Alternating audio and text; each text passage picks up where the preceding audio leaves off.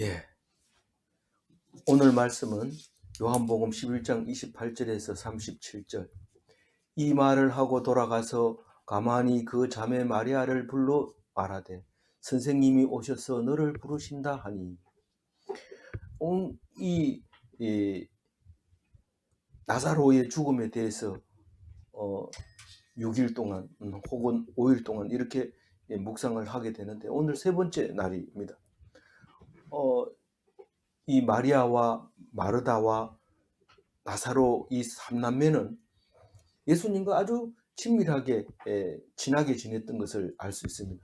이 마태복음, 마가복음, 누가복음, 요한복음 안 빠지고 다 나오니까 알 수 있는 거죠.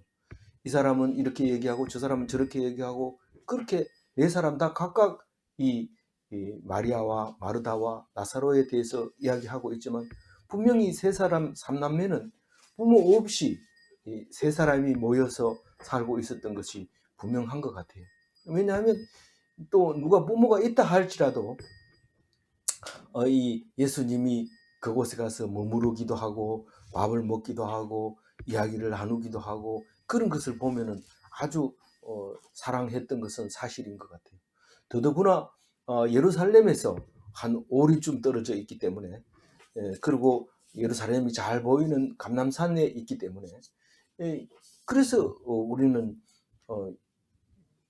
예수님이 갈릴리에서 살면서 예루살렘에 올라갈 때마다 들렸던 게 아닌가, 그렇게 생각이 되지고, 또 이 사마리아를 통과하지 않고 간다면은 반드시 여기 베다니를 거쳐서 이렇게 올라가게 되어 있기 때문에, 그리고 이름도 베다니이기 때문에 세례받던 곳 베다니하고 이름 비슷해서 지나갈 때마다 그것만 기억하는 것이 아니라 세례를 내가 받았지 베다니에서, 이런 생각을 하면서 지나갔을 거라고 생각을 하고 있습니다. 그래서 오늘 앞에 보면은 이 삼남매가 살고 있었는데, 제일 큰 오빠 나사로가 병이 들어서 옵니다. 그래서 제일 먼저 생각나는 게 예수님이 생각났죠. 사실 예수님한테 가서 알려줄 때는 예수님은 피신해서 이 유대에서 붙들려 죽을 것 같아서 피신해가지고 있는데 연락을 기별을 갔습니다. 그래서 기별이 가서 한 이틀 동안 이 예루살렘으로 안 올라, 유대로 안 올라오기 때문에, 이 베다니로 안 오기 때문에 이제는 뭐 포기를 해버린 거예요. 나사로가 이제 죽을 때 죽는다 해도 안 올라오니까 아예 마음이 상한 상태에서, 마리아와 마르다가 마음이 상한 상태에서 기다리다가 그냥 포기를 해버리고 장례를 치러버리고 말고, 그 이제 4일이 지난 뒤에, 장례를 3일이면 3일장을 치르고 나면 이제 4일째는 아주 포기하죠. 냄새 나는 그런 이제 상황에서 이제 예수님이 가자 이러니까 제자들이 죽었습니다 이러니까, 그래 죽었다. 근데 예수님은 잔다 이렇게 얘기를 하니까 제자들이 자는 게 아니고 죽었습니다. 그래 죽었다. 이런 이제 살리러 가자 이러니까 도마가, 디두모라고 하는 도마가, 디두모는 쌍둥이라는 뜻인데, 디두모라는 것은 헬라어로 디두모, 쌍둥이, 그걸 갖다가 그 히브리어로는 도마, 둘 다 쌍둥이라는 뜻이죠. 근데 이 도마가 당돌하게 물어봅니다. 뭐 우리는 이해가 잘 안 가면 나름대로 머리 굴리고 곧 잊어버리는데, 우리는 당돌하게 이 도마가 어디로 갑니까? 막 이렇게 물을 때도 내가 길이다 막 이렇게 얘기를 하면서 그렇게 하던 이 도마인데, 우리가 예수님이 나사로 살리러 가자 이러니까 우리도 죽으러 가자 뭐 이렇게 얘기를 하는데, 아주 정확하게 알아들은 것 같기도 한데 도마는 또 의심이 많죠.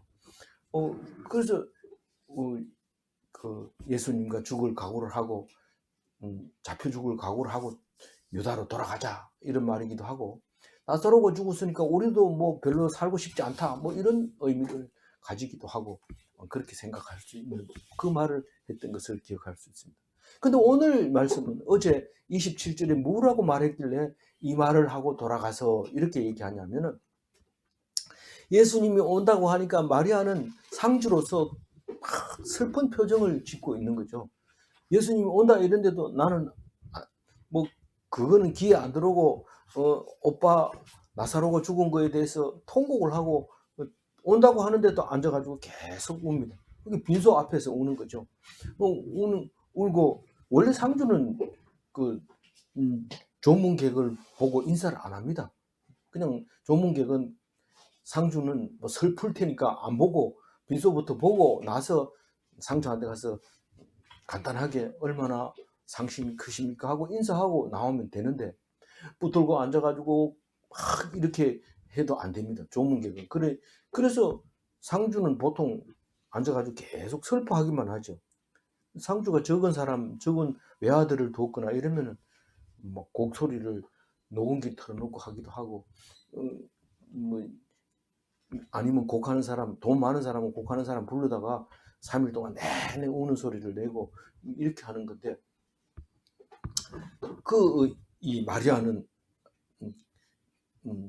착하게 빈소 앞에서 손님이 온다 해도 안 나가고 그렇게 울고 있는데, 특히 예수는 좀 특별한 손님인데도 불구하고, 특별한 손님 아니야, 뭐 특별했으면 우리 오빠가를 살렸을 텐데 이러면서 속으로 삐져가지고 앉아가지고 계속 우는 척하는 것 같아요. 우는 척하는.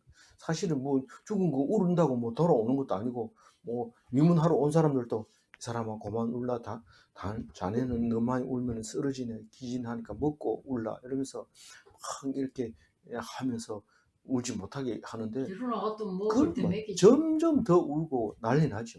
근데 그게 이제 상갓집의 이제 풍습인데, 마르다는 언니잖아요. 언니는 마상주잖아요. 그럼 마상주로서 손님이 온데 그냥 못 본 척 하기가 그래요. 그래서 울다가 울 때는 또 슬피 울지만 또 손님 또 보고 또 울고 이럽니다. 그러다가 우리 장례식에 참 우스운 꼴을 많이 보죠. 왜냐하면 이렇게 앉아가지고 두근두근 얘기하다가 야, 손님 온다 이러면 아이고 이러는데, 그 모습이 너무나 우스워가지고 뭐 한참 재밌는 얘기 하다가 손님 온다 이래 아이고 이러고 우는데, 그게 모습이 너무 우스워서 배를 잡고 웃은 적도 있습니다. 그 우리 아버지 돌아가셨을 때 우리 형님 얘기하는 건데, 그 생각만 해도 웃기죠. 그러니까 이 마르다는 지금 예수님 만나가지고 이 마리아처럼 똑같이 얘기합니다. 주께서 여기 계셨더라면 내 오라버니가 죽지 아니하셨겠나이다. 이렇게 마리아나 마르다나 똑같아요. 뭐 하나도 안 틀려요. 똑같아요. 그 예수님이 가르쳐주고 이렇게 했던 거기 때문에 신앙이 똑같죠. 그렇게 얘기를 하니까 내가 살리겠다. 부활 때는 살지요. 아니다. 내가 살릴 거다. 네가 나를 누구로 생각하느냐. 이러니까 27절에 28절을 읽었잖아요. 27절에 뭐라고 했어요? 한번 읽어볼까요? 주여 그리 하외다. 주는 그리스도시요 세상에 오시는 하나님의 아들이신 줄 내가 믿나이다. 이 마르다의 신앙 고백은 베드로를 뛰어넘는 신앙 고백이죠. 그래서 이 얘기를 탁 하고 돌아갑니다. 모든 걸 맡기겠다는 거죠. 예수님 우리 나사로 살리는 거하고는 뭐 어떻게 살릴지 안 살릴지 뭐 더 좋은 걸 주실지 그거는 우리는 100% 그냥 예수님께 맡기고 알아서 해주세요. 그러고 막 들어갑니다. 들어가서 그 마리아가 앉아서 아직도 우는 척하고 있는 그 모습, 그 옆에 가서 가만히 얘기합니다. 아무도 못 듣게. 마리아 귀에다가 마리아야 예수님이 부른다. 사실은 안 불렀어요. 안 불렀지만은 우리가 애들이 우리 할아버지 이제 집으로 돌아가신다 인사해라 이러면 게임하느라고 정신이 없습니다. 그럼 뭐 데리고 와가지고 머리를 꽉 눌리면서 인사해 이렇게 할 때 엄마 말을 듣거든요. 어쨌든 간에 그럼 인사 안녕히 가세요 이러고 빨리 들어가서 게임하고 있는데, 그 마리아는 예수님이 부른다 이러니까 지금 이제 우는 곡하는 거는 좀 나중에 하기로 하고 막바로 뛰어갑니다. 그래서 비통함에 잠긴 마리아가 언니가 예의를 갖추어서 보자 한다. 그냥 가라 이러면은 내가 이리 슬픈데 이제 와가지고 뭐 나를 이래 있지만은 부르신다 이러니까 그 마리아가 반응을 합니다.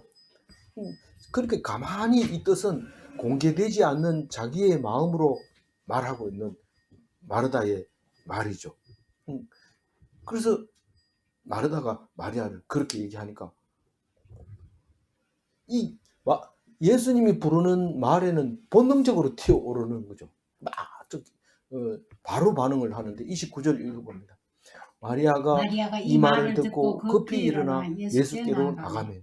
이 급히 일어났다는 것은 언니의 말에 순종하는 것보다 더 중요한 것은 예수님이 자기를 관심을 갖고 있다는 것에 대한 큰 반응을 말하고 있는 거죠. 그래서 급하게 일어나서 예수님을 향해서 뛰어갑니다. 그 30절 읽어봅니다. 예수는 아직 마을로 들어오지 아니하시고 마르다가 맞이했던 그곳에 그대로 계시더라. 예수님이 마리아를 뭐 부를 이유가 없습니다. 마상주 마르다 봤으면 됐고, 또 상황도 설명을 들었고, 또 마르다의 그 신앙 고백도 들었고, 그렇기 때문에 마리아에 대해서 안 물어봐도 뻔합니다. 그 빈소 앞에서 엉엉 울고 있을 거라고 생각하고 있습니다. 그래서 보자고 소리 한 적도 없는데 마르다는 그래도 예의를 갖춰야 될 게 아니냐. 우리는 우리 일이고 예수님은 그렇지 않지 않느냐. 그렇게 하고 있는데 똑같은 생각입니다. 앉아가지고 울기는 하지만 예수님이 와서 누구를 찾는지 아니면 슬퍼하고 있는지 궁금해 죽겠지만 상주로서 그냥 그 자리를 지키고 있었는데 언니가 와서 딱 얘기하니까 바로 튕겨서 나가서 갔는데, 사실 예수님은 만약에 마리아를 찾았다면 그쪽 방향으로 고개라도 돌리든지 오고 있는 신용이라도 해야 되는데, 아직 그 마을 입구에 와가지고 사람들 만나가지고 얘기 저 얘기하고 있는데 마리아가 가도 잘 모릅니다. 그래서 마르다가 얘기하고 있었던 그 자리에 그대로 있는 거예요. 움직이지 않고. 그 31절 읽어봅니다. 마리아와 함께 집에 있어 위로하던 유대인들은 그가 급히 일어나 나가는 것을 보고 곡하러 무덤에 가는 줄로 생각하고 따라가더니.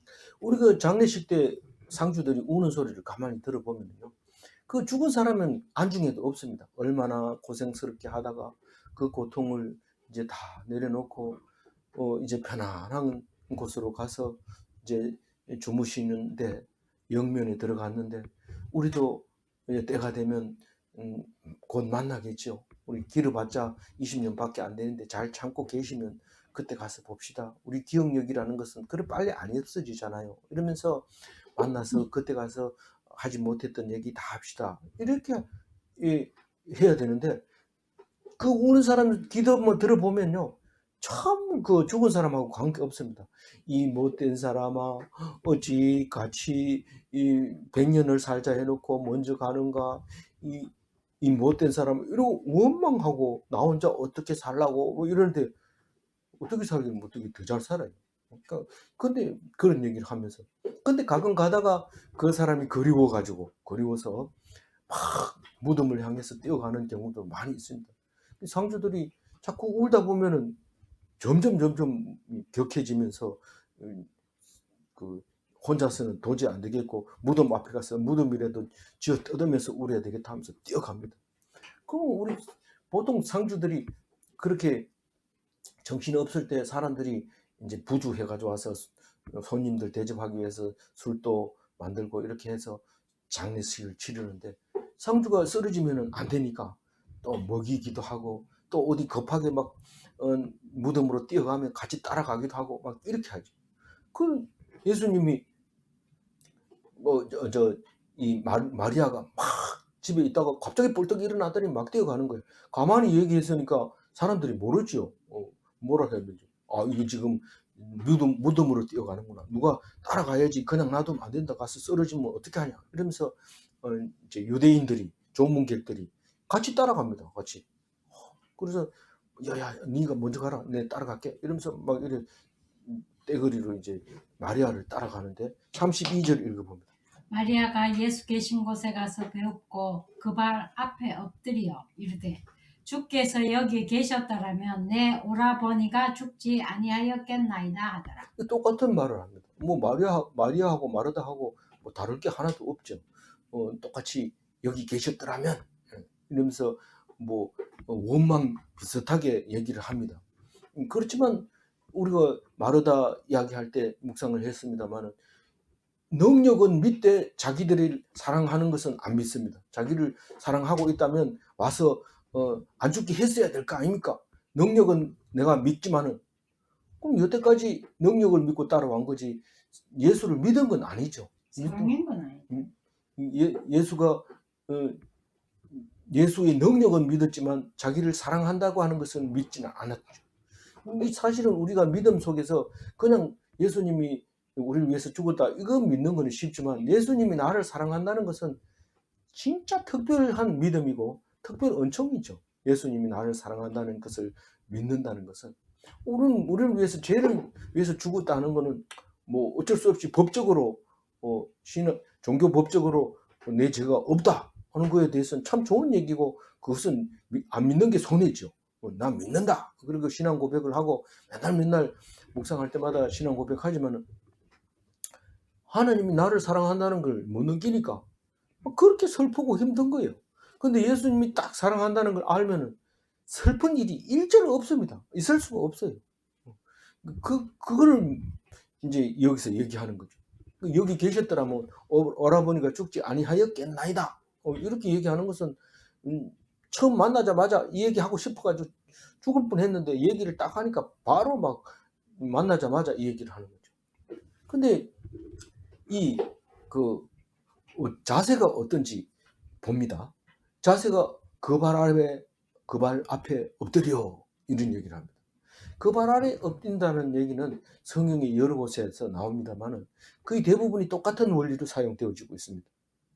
그 계시록 1장 17절에 요한이 이 천사 앞에서 한 행동이 나오는데 요한계시록 1장 17절 한번 읽어봅니다. 내가 볼 때에 그의 발 앞에 엎드려져 죽은 자같이 되매 그가 오른손을 내게 얹고 이르시되 두려워하지 말라 나는 처음이요 마지막이니. 이 내가 볼 때에 내 자신을 보면 내 자신을 내가 볼 때 보니까 그 발 앞에 엎드려져서 죽은 자같이 되었다. 말씀만 의지하고 거기 엎드려 있었다. 100% 순종자, 복종자로서의 자세가 그 발 앞에 엎드려져. 그래서 예수님, 요한은 이 요한복음을 쓴 요한이 요한계시록을 쓰잖아요. 그 사도 요한이 그 사도 요한이 이 계시록을 쓸 때 자세 이렇게 그 발 앞에 엎드려져서 그 말하는 그 말씀을 환상으로 보고 기록한 것이 요한계시록인데 요한복음보다 한참 더 강력한 하나님의 계시를 받게 되고 영감을 얻게 된다는 것을 볼 수 있습니다. 그게 복종자의 모습인데 그 발 아래 엎드려 이제 예수님 앞에서 이렇게 따지고 생각나는 대로 말하는 게 굉장히 중요합니다. 그럼 예수님이 딱 알고 뭐 말 안 해도 해주지만은 말하면은 확실하게 대답을 해주는 거죠. 그 33절 읽어봅니다. 예수께서 그가 우는 것과 또 함께 온 유대인들이 우는 것을 보시고 심령에 비통히 여기시고 불쌍히 여기사. 예, 오늘 그 예수님이 우는 얘기는 잘 압니다. 근데 왜 울었는지는 잘 모릅니다. 33절에 분명히 얘기했는데도 우리가 받아들이는 의미로 보면은 조금처럼 받아들이기가 어려운 거예요. 자세히 읽으면 틀림없이 나와 있는데도 빨리 읽으면 왜 울었는지, 예수님 왜 울었는데 이러면 모릅니다. 근데 33절을 자세히 읽어야 돼요. 그게 보석이죠. 그래서 예수님이 왜 울었느냐 하면 마리아가 우는 거하고 유대인 조문객들이 우는 그 두 가지를 두 우는 것을 보고 두 성질 둘의 우는 것을 보고 예수께서 눈물을 흘리셨다 이 말입니다. 가운데는 그냥 설명하고 있는 거죠. 그 우는 것을 보고 울었다. 우리 보통 상가집에 가서 누가 울면은 도와줍니다. 도와준다 하면서 같이 울어줍니다. 그 혼자 울잖아. 가서 같이 해야지. 이러면은 그 옆에서 막 웃으면서 그 전에 그런 말씀 하시더니 그것도 못 보고 가셨군요. 이러면 울고, 또 한 사람이 이제는 우리는 누굴 믿고 삽니까? 이러면 또 울고 이래가지고 울음 바다가 되면 그 장례식이 참 잘 지낸다. 좀 어른들을 고인의 명복을 잘 빌고 있다. 이렇게 생각하고 있었던 거죠. 뭐 그때 4,000년 전, 2,000년 전이나 지금이나 똑같아. 이런 말 그거는. 그래서 그 우는 걸 보고 우니까 당연히 예수님은 슬퍼서 울었겠지. 봐라, 비통하고 불쌍히 여겨사, 이렇게 얘기했잖아. 이렇게 얘기했는데, 이 말을 뜻이 굉장히 어려운 말을 사용합니다. 이 비통하다는 것과 불쌍하다는 그 두 단어의 의미가 굉장히 어렵습니다. 왜냐하면 이스라엘 백성은 잘 알지만은 우리는 무슨 말인지 번역이 직역이 안 됩니다. 그러니까 의역을 해야 되는데 기껏해야 비통과 불쌍 이렇게 쓸 수밖에 없습니다. 비통하다는 말은 이 엠브리 마오마이 이런 뜻인데 우리 성경에는 이게 한 5군데 정도 써요. 비통하게 여긴 엠브리 마오마이라고 하는 이 단어가 사실은 어디에 썼냐면은 주는 하나님의 아들이십니다. 이러니까 엄히 경계하사 아무에게도 말하지 말라 이럴 때 엄히 경계하사가 엠브리 마오마이입니다. 그리고 또 어디 썼나 하면은 향유를 이제 내일도 그렇지만은 향유 옥합을 깨뜨린 이야기가 4번이나 나오잖아요. 사복음서에 한 번씩 나옵니다. 사건은 2사건이지만 향유 옥합을 깬 사건은 내복음에서 한 번씩 나와가지고 다 4번 있습니다. 좀 다르게 적어놔가지고 헷갈리게 만들었는데 사건은 2개 사건인데 기록은 4번 하고 있습니다. 어쨌거나 향유 옥합을 깼을 때 책망하는 이야기가 나오는데 그 책망하다 할 때 엠브리 마오마이 이렇게 합니다. 그러니까 비통히 여긴다 하는 말은 동조한다 하는 것과 말이 다릅니다. 우리는 막 이렇게 마리아가 울고 조문객이 울고 이러면은 같이 울어주는 그게 아니라 예수님이 우는 울음은 그게 아니라는 거예요. 그래서 격한 감정과 같이 되어서 이런 의미로 얘기를 합니다. 우는 걸 보고 같이 격해지건 격해진 것 같는데 거기에 대한 동조가 아니라 오히려 대항해서 이런 뜻입니다. 그럼 불쌍히 여기서는 뭡니까? 이러면 타라소라고 하는 건데 타라소는 요동친다 하는 뜻입니다. 온천물이 덜 끓을 때 타라소를 썼어요. 그러니까 물이 요동칠 때 나를 넣어주지 못해서 내가 병이 안 났습니다라고 하는 그 병자처럼 38년 된 병자처럼 그 얘기를 할 때 요동친다 할 때 타라소를 쓰는데 이 번역에서는 여러 가지 번역에서 새번역, 개역 한글, 공동 번역, 우리말 성경 이게 다 각각 다르게 했는데 민망히 북받쳐 괴로워 안타까워서 이렇게 하는데 이 개역 개정에는 불쌍히 여겨 이렇게 얘기합니다. 그 영어로는 방해하다 이런 단어를 사용한 거예요. 그러니까 이것도 마찬가지로 이 비통히 여기는 거 엠브리 마오마이하고 타라소하고 똑같이 동조하는 것이 아니라 거기에 대항해서 울고 있는 거예요. 대항해서 울고 있다는 뜻은 너희들이 우는 울음이 지금 세상에 엄청 미련을 두고 있다는 뜻이죠. 미련을 두고 있다는 뜻이고 또 한 가지는 내가 살린다고 하는데도 그것이 믿음이 없다는 것을 통분히 여겼다. 이제 그렇게 말하잖아요. 분하게 여기는 거예요. 아주 이 도대체 뭐 하는 거야? 내가 살린다고 하는데도 왜 그렇게 시끄럽게 울어? 이런 뜻인데 그래도 울어야 이 말을 하지 안 울면은 이 말을 할 수가 없잖아요. 그래서 우리는 성경 읽을 때마다 감정에 충실해야 된다. 감정을 숙이기면은 골마 터지면은 그건 감당을 못합니다. 하고 싶은 얘기를 해야 됩니다. 어떤 경우라도 하고 맞아 죽든지 뭐 그거는 상관없어요. 이거는 가- 감, 감정을 숨기는 것은 하나님 앞에 옳지 않은 겁니다. 뭐 그런 척 이렇게 하지 말고 그 일이 터지더라도 할 얘기를 해야 되는데 그게 성경마다 그런 말이 있어요. 자기 생각을 옳다고 말할 수 있는 것은 그건 엄청난 큰 복이다라고 얘기를 합니다. 34절 읽어봅니다. 이르시되 그를 어디 두었느냐 이르되 주여 와서 보옵소서. 이 성경을 그냥 읽으면 아무것도 아는 의미가 아닌 것처럼 보여지지만요, 어디 두었느냐 이 말은 비통히 여기고 불쌍히 여겨가지고 말문, 그러니까 음하게 묻는 반문입니다. 너희들 도대체 왜 비통히 여기고 너희들 왜 우느냐 그러면서 나도 그를 어디 두었느냐 이렇게 얘기하는 거예요. 어디 두기는 뭐 저기 무덤에 두었죠. 근데 예수님이 우는 것을 가지고 울지 마라 이렇게 안 하고 어디다 뒀어 이렇게 얘기하는 거예요. 내가 살리겠다는 거죠. 내가 울 필요가 없다는 얘기를 하고 있는 거죠. 그런데 그 마리아는 뭐라고 얘기합니까? 주여 와서 보옵소서 이렇게 얘기합니다. 아니 무덤에 있습니다. 이러면 되지. 주여 와서 보옵소서 이 말이 무슨 말입니까? 지금 죽었습니다. 죽었습니다. 그 얘기잖아요. 죽었습니다. 이제 끝났습니다. 그러니까 마리아의 대답은 지금 죽었다고 강조하는 거고, 예수님이 그 말하는 무엇이냐라고 물었을 때 질문이 아닌 우는 것에 대한 대답. 동조가 아닌 거죠. 동조가 아닌 것이다. 참 슬프다. 나는 죽은 마르다라도 나사로라도 보겠다. 이렇게 우는 게 아니라 울지 마, 울지 마.